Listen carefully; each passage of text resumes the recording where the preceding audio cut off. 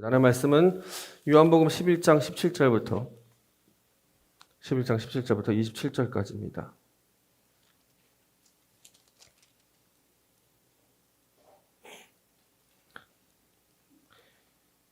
교독하도록 하겠습니다. 저부터 읽겠습니다. 예수께서 와서 보시니 나사로가 무덤에 있은지 이미 나으리라. 많은 유대인이 마르다와 마리아에게 그 오라비의 일로 위문하러 왔더니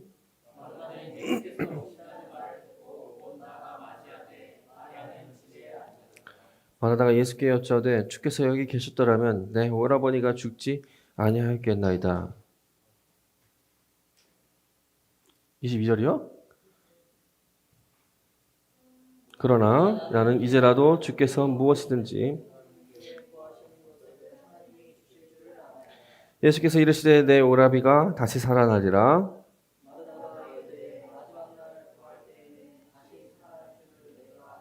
예수께서 이르시되 나는 부활이요 생명이니 나를 믿는 자는 죽어도 살겠고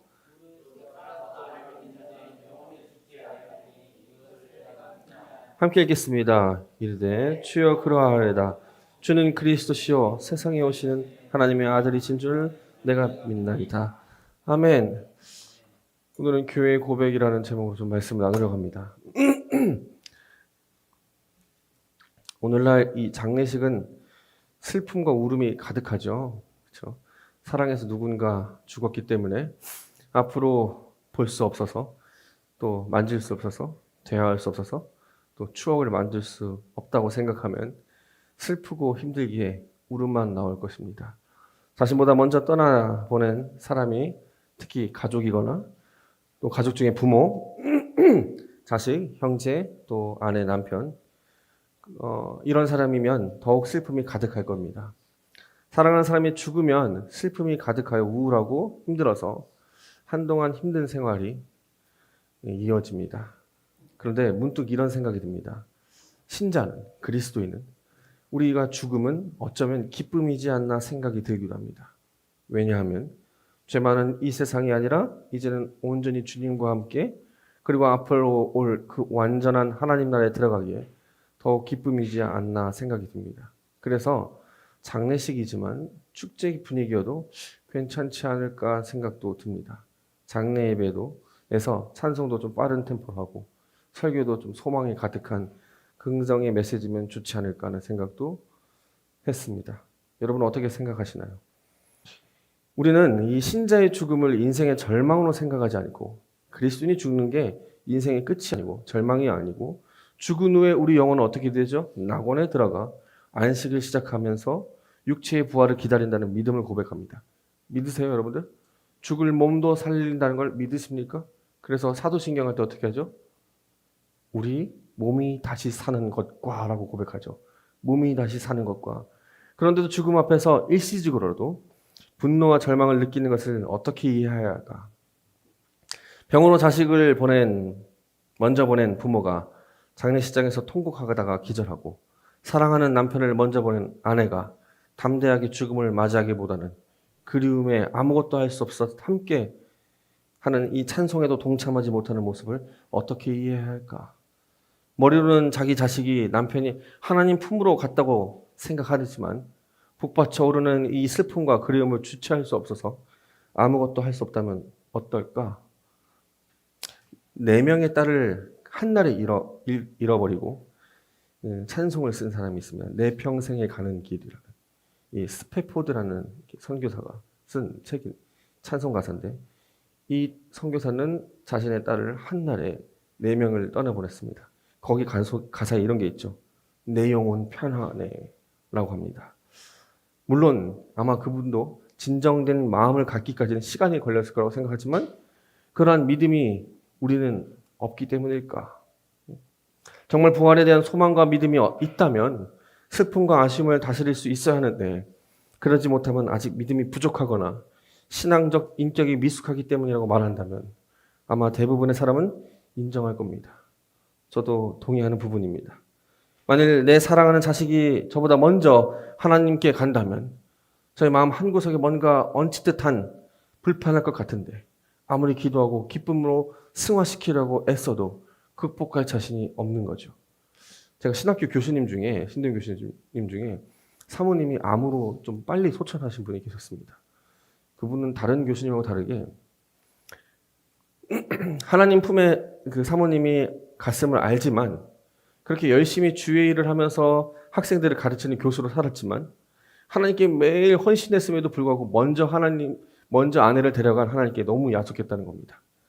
머리로는 아는데 마음으로는 이해가 되지 않는다는 겁니다. 매 순간 분노와 억울함이 있어서 이 신학생들, 이 목사 후보생들 강의할 때 자신의 믿음 없음, 또 한편 우리의 믿음 없음을 너무 이렇게 강의 시간에 까발리는 겁니다. 실제 우리는 너무 믿음 없다라고. 어쩌면 이것이 우리가 경험하는 인간의 한계라고 볼 수도 있을 것 같습니다. 그런데 저와 여러분이 궁금한 것은 어떻게 하면 인간의 한계를 뛰어넘는 탁월한 믿음의 경지에 도달할 수 있을까가 아니라, 저는 그만하고 싶은 게 아니라 한계를 가지고 긴장과 흔들림 속에 살 수밖에 없는 사람들을 주님은 어떻게 생각하실까 하는 겁니다. 이런 우리의 모습을 주님은 여전히 제자로 생각하실까? 탄식하며 슬퍼하실까? 아니면 그냥 그러려니 하실까? 이 오늘 본문을 통해서 저는 이 사랑하는 가족을 잃은 이 마르다의 반응, 그의 고백을 통해 교회가 어떤 고백을 가지고 살아야 하는지 좀 나누고자 합니다. 이제 예수님이 오셨어요. 그런데 안타깝게도 너무 늦게 왔습니다. 당시 유대인들은 예수님을 죽이려 했기 때문에 상황이 좋지 않았습니다. 이 사실을 마르다는 알고 있었기 때문에 나사로가 병이 들었다고 전가를 보냈습니다. 그래서 늦게 오신 주님을 크게 원망하고 싶은 마음은 없었을 겁니다. 하지만 너무 아쉽고 그래도 섭섭한 마음은 있었을 거예요. 그래서 마르다는 이렇게 말합니다. 우리 함께 21절을 한번 읽어봅시다. 21절이에요. 21절 함께 봅시다. 시작.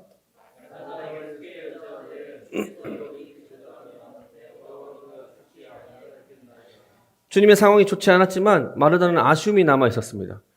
그래도 마음에서 섭섭함이 몰려오는 것은 어쩔 수 없는 것 같아요. 그런데 원망한들 이제 아무 의미가 없죠. 나사로는 이미 죽었기 때문입니다. 우리도 만일 내가 건강했더라면, 만일 내가 좀 부자였으면 이러한 가정은 아주 가능성이 아예 없는 것은 아니기 희망을 가질 수 있지만, 만일 내 자식이 다시 살아날 수 있다면, 아니 내 아내가 다시 살아날 수 있다면과 같이 이미 끝나서 돌이킬 수 없는 일에 대한 가정은 희망보다 절망과 안타까움을 의미합니다.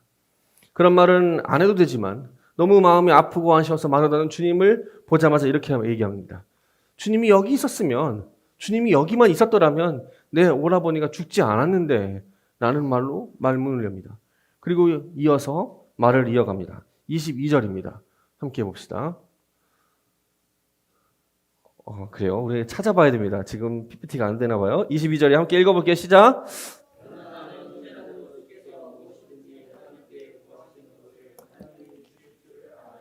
이 마르다의 말이 무슨 뜻일까요? 정말 주님이 죽은 지 나흘 된 이 오라비도 살려낼 수 있다는 믿음을 말하고 있는 것일까요? 그렇다면 앞에 아쉬움과 절망은 왜 얘기한 걸까요? 정말 마르다가 주님이 오라버니를 그 나사로를 살릴 수 있다고 믿었다면 마르다가 굉장히 좋은 믿음을 가졌다고 생각하는 것이 맞을까요? 실은 나사로가 지금 살아난다면 마르다의 믿음은 그 주님의 신비한 능력을 따르고 어쩌면 조금은 이기적인 현세적인 믿음을 가진 사람이었을 것이라 생각됩니다. 왜냐하면 그러면 신자가 이 땅에서 삶이 끝나면, 우리가 이 땅에서 삶이 끝나면 죄 없는 낙원에서 주님과 함께하죠. 그렇죠? 함께합니다. 이것이 이 땅에서 끝이 난 자는 더 소망적이고 행복한 결말입니다. 그리스도인들의 그 죽음은 하이델베르크에도 이런 말 하죠. 교리에 신자가 죽는 게 때론 기쁨일 수도 있습니다. 왜요? 연약한 우리가 더 이상 죄를 짓지 않기 때문입니다. 그러면 우리가 죽어버리면 되는데 왜 삽니까? 우리는 그리스도의 소명 때문에 살아가는 겁니다. 라고 하이델베르크에서 그렇게 문답하고 있죠. 신자 나사로의 입장에서 봤을 땐 이미 그는 주님과 함께 낙원에 있는 것이 지금 현재 살아나는 것보다 나사로에게는 더 나은 겁니다. 그가 다시 살아나는 것은 순전히 주님의 나라와 영광을 위한 것이지 그 자신을 위해서 좋은 일 게 하나도 없습니다. 사실 하나님이 나사로를 살리신 것을 또 나사로가 불쌍해서 살리신 것이 아닙니다. 두 누이 동생에게 위로가 되도록 하기 위해서 그것을 나름 의미가 있을 수 있겠지만 그래도 그 두 누이 때문에 마르다와 마리아와 때문에 살린 것도 아닙니다. 낙원이 주님과 함께하는 것이 이 세상보다 좋은 것이고 그래서 나사로가 다시는 죽지 않게 된 것도 아니기 때문입니다. 나사로가 다시 살아난 것은 그리고 그가 다시 살아난 것이 요한복음에 기록된 것은 그리스도의 구속사적 사건을 예고하고 준비하기 위한 것입니다. 그가 다시 살아난 것이 결국 주님의 십자가 죽음의 도화선이 되었고 제자들에게 그리스도의 부활을 예고한 사건이기 때문입니다. 이 나사로의 기적은 나사로를 위한 것이 아니라 바로 주께서 죽으셔서 부활한다는 예고편인 겁니다. 그리고 우리도 이와 같이 죽을 몸도 살린다는 것이 실제임을 보여주는 겁니다. 마르다가 고백한 나는 이제라도 주께서 무엇이든지 하나님께 구하시는 것을 하나님이 주실 줄 아나이다 라고 하는 이 고백은 주님이 다시 나사로를 살린다고 말하는 것이 아니라 그렇게 생각하지 않고, 왜냐하면 왜 그렇게 생각하냐면 39절에 마르다가 이렇게 얘기합니다. 주님이 오늘 다시 살릴 겁니다. 살리실 것을 믿습니다. 라는 그 고백이 아니라는 것을 어떻게 하게 되면 39절에 이런 말 합니다. 주여 죽은 지가 나흘이 되었는데 벌써 냄새가 납니다. 무슨 얘기입니까? 마르다 22절은 주님이 다시 오라비를 살린다는 고백이 아닙니다. 만약 다시 살린다는 고백이었다면 39절에 오라비가 죽은 지 나흘이 됩니다 라는 말은 하지 않았을 겁니다. 당시 중동은 날이 너무 더워서 시체 부패가 빨리 됩니다. 무덤에 돌을 열면 시체 썩은 냄새가 진동합니다. 이런 상황에 마르다는 돌을 옮겨서 못합니까? 라는 의미로 39절에 말합니다. 이제 완전히 부패인데 끝인데 예수님 왜 돌을 옮기려고 합니까? 이미 죽었습니다 라고 39절에 말합니다. 그래서 마르다는 주님이 나사로를 살려주시리라고 상상도 하지 않았을 것입니다. 그래서 돌을 옮겨놓으라고 했을 때 아마 황당했을 겁니다. 망설였을 것입니다. 그래서 주님이 무엇을 구하든지 하나님이 주실 거라는 이 말 11장 22절의 말은 아마도 나사로를 살린다는 게 아니라 마르다의 슬픔을 잠재울 수 있는 위로의 말씀이거나 기적적인 마음의 평안이지 않을까 저는 생각합니다. 마르다는 정확히 무엇을 구해야 할지 모를 겁니다. 무엇을 기대하고 무엇을 구해야 하는지조차도 몰랐을 것입니다. 오라비의 죽음이 마르다의 신앙을 죽게 만들지는 않았을 겁니다. 오라비 나사로는 젊었을 텐데 그 젊은 사람이 그렇게 갑자기 세상을 떠났다면 마르다의 마음에 왜 의문이 없겠습니까? 왜 답답함이 없겠습니까? 왜 슬픔이 없겠습니까?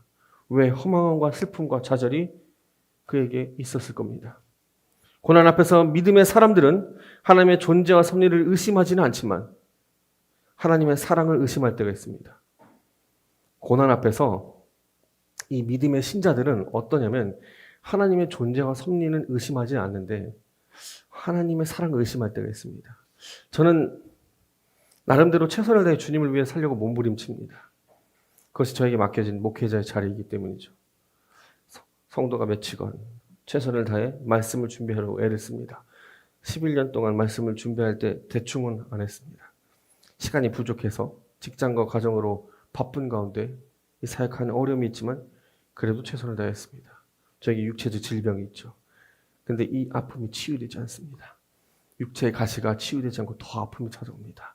이런 고난 가운데 있을 때 저는 하나님의 존재와 섭리를 의심하지는 않는데 하나님의 사랑이 의심될 때가 가끔 있다는 겁니다. 하나님 반드시 우리를 선한 길로 인도하심을 믿지만 왜 그 길 가운데 하나님의 사랑이 느껴지지 않을까? 이런 의구심 말입니다. 내가 더 육신이 아픔이 찾아오면 내가 뭘 그렇게 잘못했을까 생각하면서 섭섭함과 분노가 드러나기도 합니다.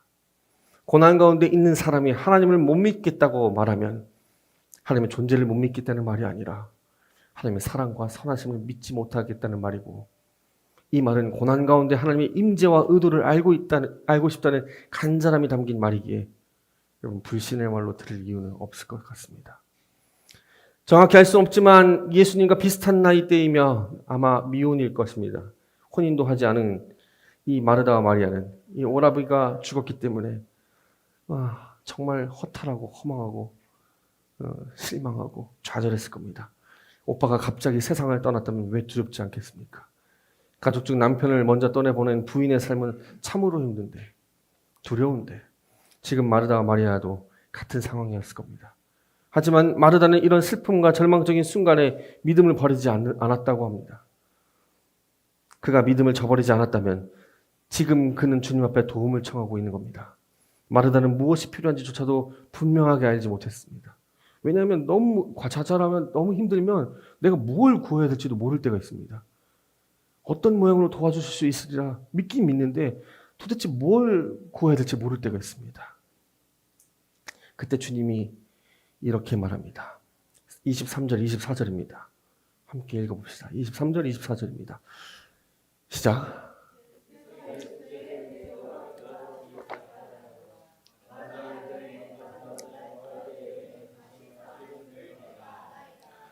그때 주님이 이렇게 말합니다. 네 오라비가 다시 살아나리라 말합니다. 이 말을 들은 마르다는 어떻게 했을까요? 누가 장례식장에 가족 유족들에게 다시 살아날 것입니다. 그리스도인들이 장례식장에 갔을 때 다시 살아날 거예요. 라고 말하면 진짜 다시 살아난다고 생각하는 거예요? 아니면 어떤 마음일까요? 주님 품으로 좋은 곳을 갔겠구나. 후에 좋은 곳으로 갔고 후에 함께 부활하겠구나. 이 위로의 말로 드리겠죠. 아마 마르다는 그렇게 듣지 않았을까 생각됩니다. 아무 힘도 없는 이 위로의 인사 정도로 듣지 않았을까.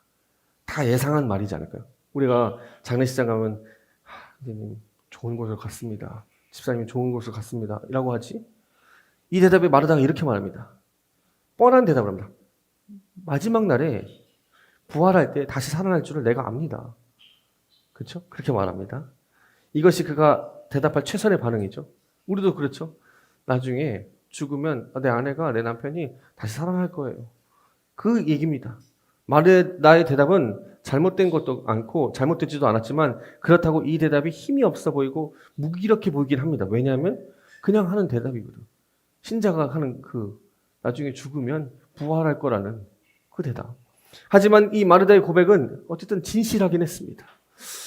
요한은 이 제자들이 비록 약하고 흔들렸지만 그 고백이 진실했음을 요한복음에서 보여주고 있습니다. 지금 현재 마르다는 무기력해 보이지만 진실한 고백, 마치 마르다의 고백이 저는 오늘날 교회의 고백이지 않나 생각됩니다.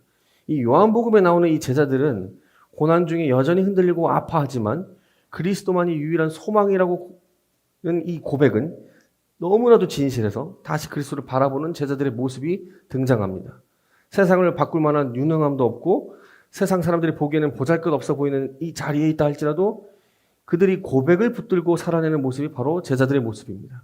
그래서 이런 연약한 자와 함께 우시는 주님의 울음이 때로는 감사하기도 합니다. 나사로가 죽기를 기다려 나흘 만에 나타나신 이 주님, 죽은 그를 다시 살리시는 구체적인 계획을 가지고 계시던 주님이 이 마르다와 마리아의 슬픔에 함께 우시고 왜 우셨냐면 그것은 죽음 앞에 절망적인 인간의 실존에 대한 주님의 마음이었다고 생각합니다. 그래서 주님은 이 십자가의 길을 가시고 부활하심으로 사망 권세를 이기셨다고 이미 그 이후부터 이제 이 12장부터 보이는데 제가 이 얘기를 하고 싶은 겁니다. 마르다가 이렇게 지금 그래요. 나중에 부활할 겁니다. 나중에 부활할 거예요. 라고 말하고 예수님이 이런 말씀하시죠. 나는 부활이요 생명이니라고 말씀하시죠. 그 다음에 뭐라고 말하죠? 마르다가 주는 그리스도시요 살아계신 하나님의 아들이십니다라고 고백합니다. 그렇게 고백하죠. 그렇죠? 좌절 가운데 있지만 고난 가운데 있지만 지금 내 상황은 정말 힘들고 아픔 가운데 있지만 마르다는 이 고백을 한다는 겁니다. 그래요. 주님은 살아계신 하나님의 아들이고 주님은 그리스도이십니다라고 고백합니다. 여러분 이 고백을 딱 듣는 순간 성경을 좀 많이 보신 분들은 이와 비슷한 본문이 하나 더 있습니다. 마태복음 16장에 있습니다. 마태복음 16장에 베드로에게 이렇게 말하죠. 제자들에게 예수님 이런 말합니다. 너희는 세상 사람들이 나를 누구라고 하느냐? 라고 하니까 누구는 엘리야, 누구는 선지자, 누구는 살아났던 선지자가 살아났다 이렇게 말합니다. 그러니까 예수님이 베드로에게 말합니다. 너는 나를 누구라 생각하느냐? 라고 하니까 주는 그리스도시요 살아계신 하나님의 아들입니다. 라고 말하고 예수님이 이런 말합니다. 너를 반석 위에 세우는 교회가 되게 하리라. 라고 말합니다. 여러분,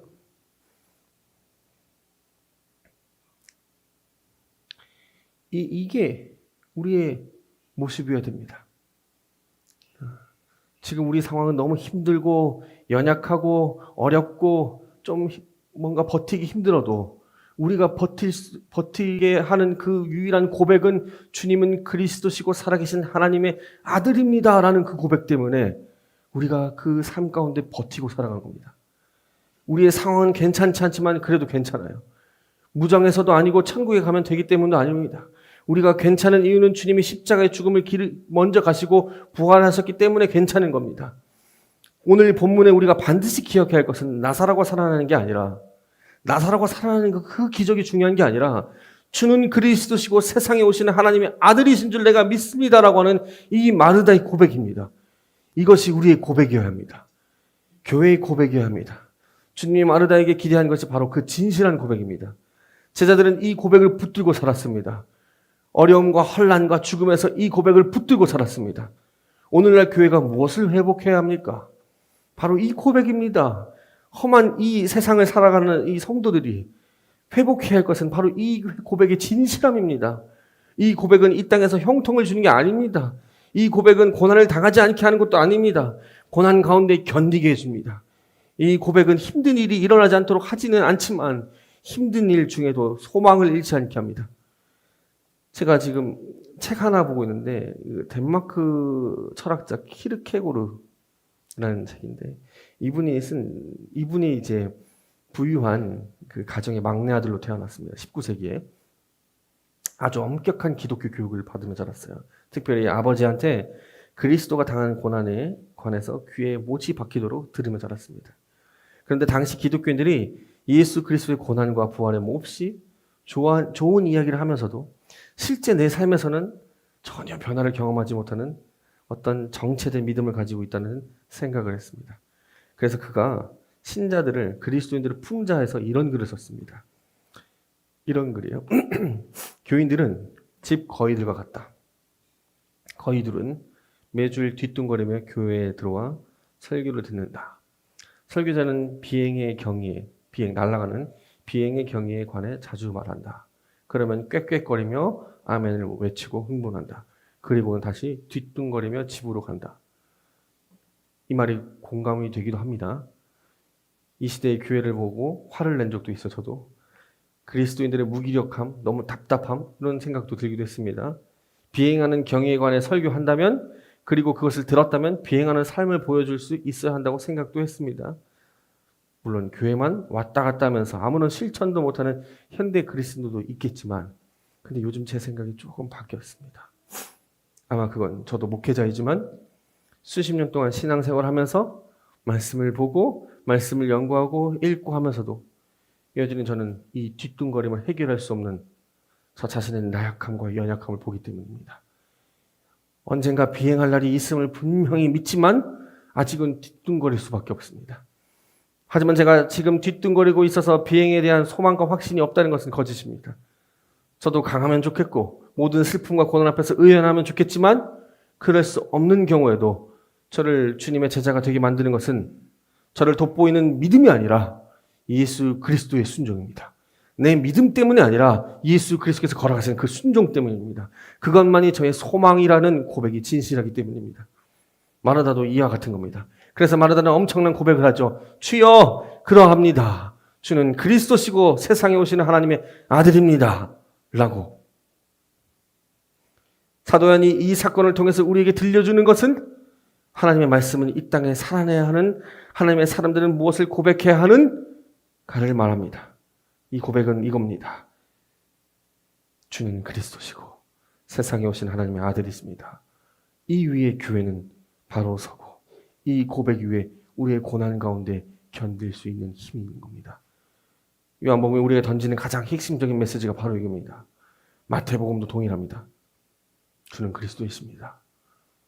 세상에 오신 하나님의 아들이십니다. 그리고 내가 그 예수 그리스도를 진실되게 믿습니다. 성도 여러분, 오늘날 교회가 회복해야 하는 것은 능력이 아닙니다. 진실함입니다. 진실함이라고요. 세상이 교회를 손가락질하는 것은 교회의 무기력함이나 무능함 때문이 아니라 진실하지 못함 때문입니다. 그래서 저는 여러분과 함께 한 가지만 확인하고 싶을 뿐입니다. 주는 그리스도시요 살아계신 하나님의 아들이신 것을 내가 믿나이다 라는 이 고백이 여러분 진실로 고백하십니까? 만일 그렇다면 아직도 이해할 수 없는 일들이 주변에 있고 우리 마음을 뒤흔드는 과거의 슬픔과 아픔에 있을지라도 이 고백을 붙들고 다시 일어나야 합니다. 그렇게 믿음으로 살아 내가 위에서 주님은 우리에게 교회라는 공동체를 주셨고 교회라는 공동체를 통해서 이 고백을 붙들고 살아가도록 만드십니다. 여러분, 교회가 무엇입니까? 교회를 교회되게 하는 것은 성장이 아닙니다. 우람한 예배당 아닙니다. 성도의 수도 물론 부흥이겠지만 그게 전부가 아닙니다. 그런 부흥이 교회를 교회되게 하지 않습니다. 교인들이 일사불란하게 움직이는 강한 조직력도 아닙니다. 왕성한 선교 활동도 아닙니다. 모일 때마다 감동을 주는 설교자의 설교도 아닙니다. 교회를 교회되게 하는 것은 주는 그리스도시요 살아계신 하나님의 아들이심을 내가 믿습니다 라는 그 고백의 진실함입니다. 이것 위에 세우심이 있어야 합니다. 이 진실한 고백이 없다면 실은 교회가 아닙니다. 단체이고 기업일 뿐입니다. 이 고백이 마태복음에서 베드로의 입을 통해, 요한복음은 슬픔과 절망 중에 있지만 주를 믿었던 마르다의 입을 통해 하고 있는 겁니다. 사랑하는 성도 여러분, 우리 모두 이 진실된 고백이 저와 여러분의 고백이 되기를, 그래서 이 고백을 통해 고난 가운데, 힘든 이 세상 가운데, 이 고백 가운데 견디며 살아가기를 주님의 이름으로 축원드립니다. 기도하겠습니다. 하나님 아버지, 감사합니다. 주님, 우리는 내 상황을 봤을 때 정말로 마르다처럼 힘든 상황이 있을 때가 있습니다. 아무 말 못할 것 같은 어려움과 고난이 닥칠 때도 있습니다. 육체의 질병으로 인해서 너무 힘들 때도 있고, 재정으로 인해서 힘들 때도 있고, 부모와 자식으로 인해서 아무 말 못할 정도로 고난이 있을 때가 있습니다. 그러나 주님, 우리가 주님을 부인하지 않습니다. 하나님의 섭리와 신실하심을 믿습니다. 그러면서 우리가 주는 그리스도시고 하나님의 아들입니다라는 고백 가운데, 그 고백이 진실한 가운데 모든 고난을 견디게 하여 주옵소서. 그러한 우리가 될 수 있도록 주여 우리를 붙잡아 주옵소서. 감사합니다. 예수님의 이름으로 기도드립니다.